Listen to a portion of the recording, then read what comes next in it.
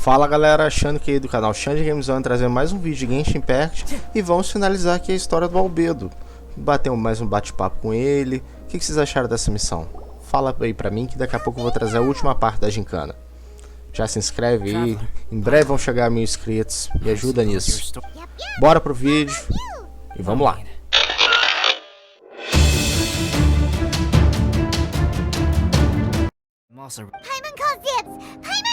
Please, go ahead. Okay, here goes. Once upon a time, there was an evil researcher who went into the mountains and did a crazy experiment on whopper flowers. To whoever spoke to them, they would... If the bypasser got the wrong answer, the last sound... Ooh, truly frightening. What the... You two are... Don't go nitpicking, okay? If you...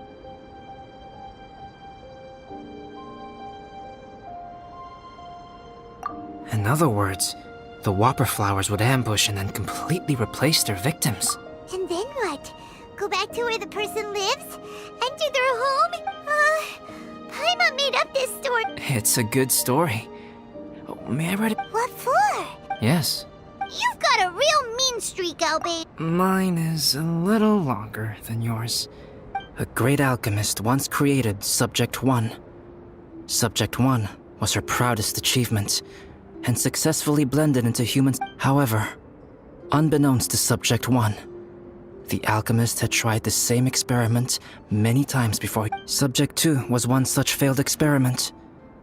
He was swallowed by a great dragon that came. He saw all kinds of people on the mountain, and never in Subject 2's wildest imagination had he thought it possible for experimental life forms that... This was what Subject 2 wanted. Now, Subject 2 began to unfold his plan. He stole Subject 1's books and note. He changed his face into an exact replica of And so, not only did Subject 2 transform his own appearance to perfectly match that of Subject 1, he also created a third entity. What? There's 3? But Subject 2 wanted to become a perfected human. So, he erased a mark on both his and Subject 3's necks. In my view, it was probably a subconscious act. He so desperately craved to become a perfect human being that he forgot something. Subject 2's plan was meticulously crafted. Subject 3 would draw Subject 1's attention. After Subject 1 disposed of the next moment that Subject 1 was alone, Subject 2 would make his move. He would secretly replace the Subject 1 of everyone's memories and inherit. People would have no idea that the individual they knew had become. But just before Subject 2 could carry out his plan, a unique stranger entered the mix. Subject 2 tried to make contact with this person, but... What's wrong? What happened then? He became a new stage in Subject 2's plan. One more. It's as if there were 3 identical roses in a garden. Only one of the 3 was a fine specimen, while the other 2, in all the world, only the gardener who tended to them could. People do not like poisonous plants. Only a perfect rose can fetch a high. This is exactly what Subject 2 was thinking. So,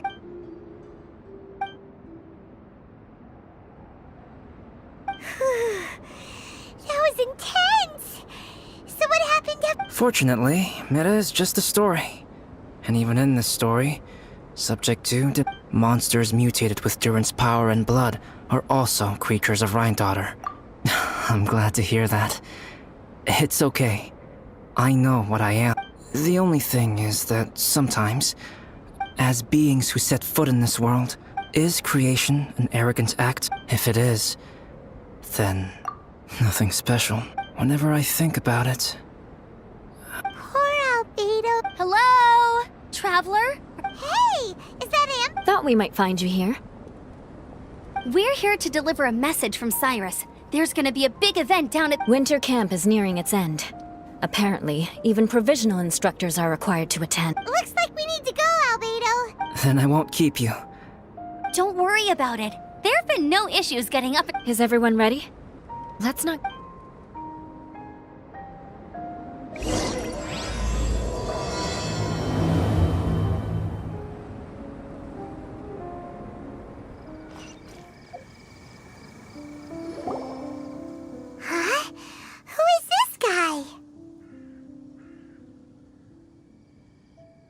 Allow me to introduce Yozerv. He's Joel's father. Dad, this is that traveler I was telling you about.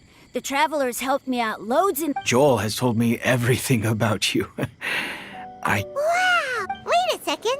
Why is Cyrus discreetly wiping tears away? Khaled is the hero of the hour this time. Okay. The weather was fine on that fateful day, and I had a feeling that Lady Luck was smiling down. Why does this— But I had only been away from the group for a short while. I fell down a slope and just— Uh-oh. Did my bad luck rub off on him when we ran into— The place I fell to was somewhere I didn't recognize, and I'd sustained a few injuries. I remember thinking— Then I met Yozerv. He'd heard the sound of me— Huh? Wow!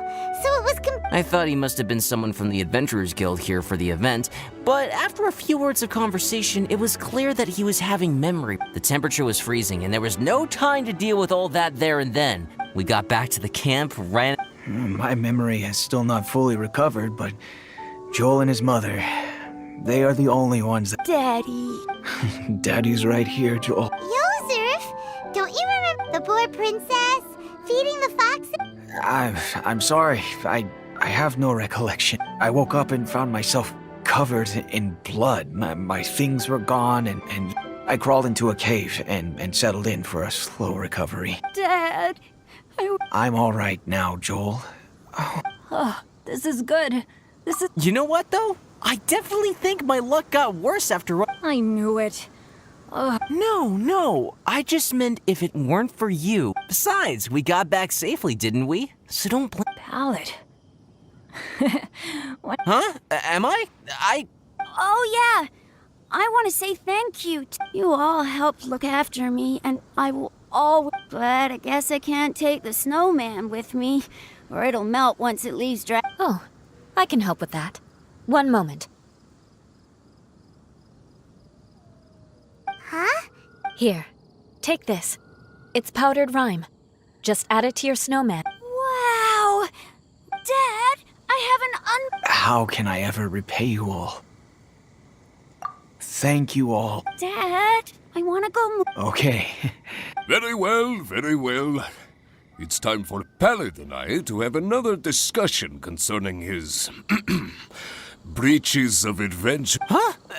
But Cyrus— Oh, I made this for you and Amber. Think of it as— Are you sure? Come on now, just take it. No need to— Wow! Now our snowman won't melt. You're welcome. Just keep it. That's all I ask. Amber and I have some business to— See you! Everyone— Oh! You know what? We've been on Dragon's Spine all this time, and somehow Paimon— Maybe we should try Timaeus again. He did—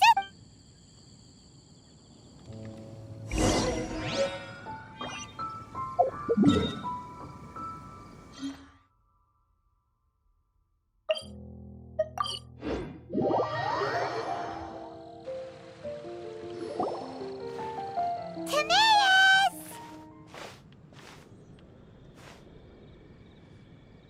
Traveler and Paimon, what? Wait a minute. You've got that mischievous look. Timaeus, will you help us? Well, if the Traveler isn't really interested, then, yeah, maybe I'll give this— No, but Paimon— In the time it would take me to research something like that, I could probably— New research project, Timaeus? We meet again. Oh, Albedo, thank goodness. So the situation is, Paimon wants a machine that can turn fruit into— Majorly important, that's what it is. If you can manage to invent this, we'll never have to worry about— That's impossible.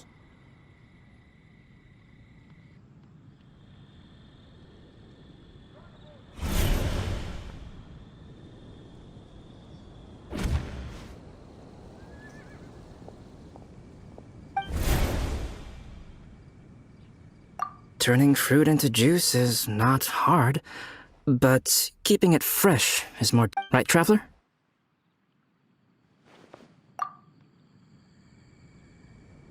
What about his neck? What's wrong?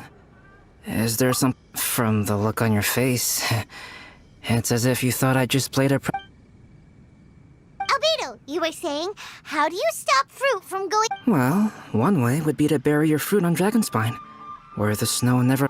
But then Paimon... You could always live on... No, too cold. Or you can give the fruit to me, and I would take it. But since you don't like the cold, this is where you come in, travel. Suddenly sounds a lot more feasible with that. Fruit buried on Dragon... Who knows?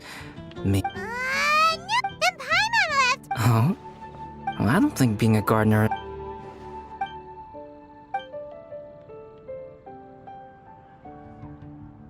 Albedo! Stop trying to get your hands on Paimon's super sweet Sinzerias! Of course it bothers Paimon! Okay. When someone's pocket... Mano, o pai do Joe aparecendo do nada foi super estranho. Foi o quê? O Albedo criou o cara e voltou sem memória nenhuma. Estranho demais.